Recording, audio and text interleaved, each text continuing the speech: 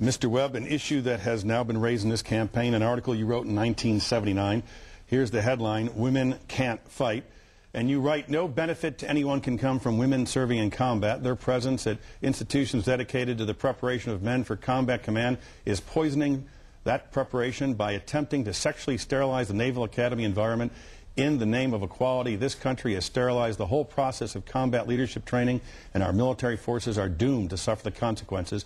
I have never met a woman, including the dozens of female midshipmen I encountered during my recent semester as a professor at the Naval Academy, whom I would trust to provide those men with combat leadership. Kathleen Murray, who entered the Naval Academy in 1984, had a news conference the other day, and this is what she said. Let's watch. There is no question that James Webb's attitudes and philosophy were major factors behind the unnecessary abuse and hazing received by me and my fellow women midshipmen. This article was brandished repeatedly by our male upperclassmen. They quoted it, and they used it as an excuse to mistreat us. Now, you issued a statement said, to the extent my writing caused hardship, you were sorry. And Ms. Murray has sent me a letter saying, that's not enough. It's not to the extent that my writing caused hardship. The content of the article was just plain wrong, and Mr. Webb should say that. Do you agree? This article was written from the perspective of a Marine rifle platoon and company commander, and to that extent, I think it was way too narrowly based. I wrote that article. Was it wrong? I don't think it was wrong to participate in the debate at that time. It's been 27 years. It's a magazine article. And it's something, if I may say, I'm fully comfortable with the roles of women in the military today. I've been all around the world at the request of many women commanders.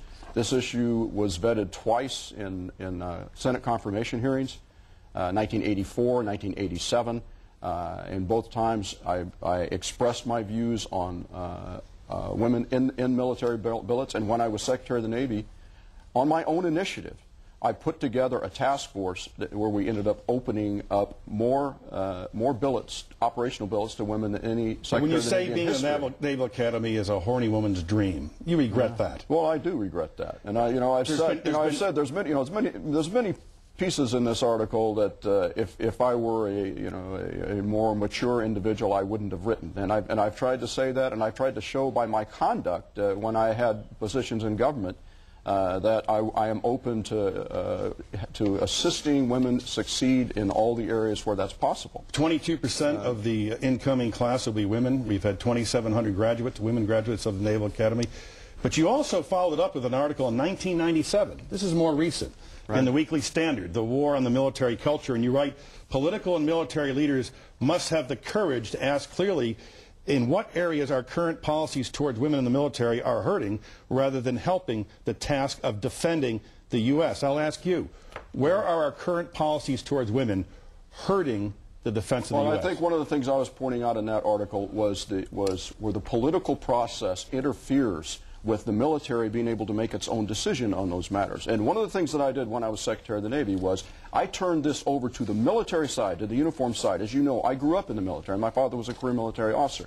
I had the military side go out. I put a task force together that was 50% male, 50% female, with a truth teller on it, a woman officer who could walk into my office anytime she wanted. They went to all the Navy installations around the world, and then instead of reporting to me, the political side, they reported to the chiefs of the warfare specialties, and then as the uniformed service reported to me. And that's how we opened up all of those Bottom bills. line, do you now believe that women can, in fact, provide men with combat leadership?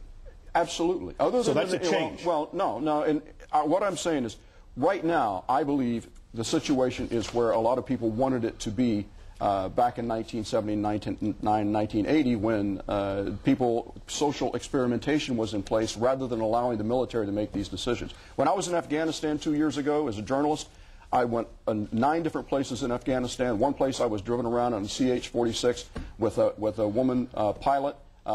She gave me the ride of my life. We landed. She came over and had her picture taken with me. But it is 2006. You have not changed your mind at all about women's ability to lead men. No, I'm not saying that. I'm fully comfortable with women's ability to lead men. So you have changed your mind? What I'm saying is in areas like the infantry and the artillery, which now remain all male, I'm comfortable with that too.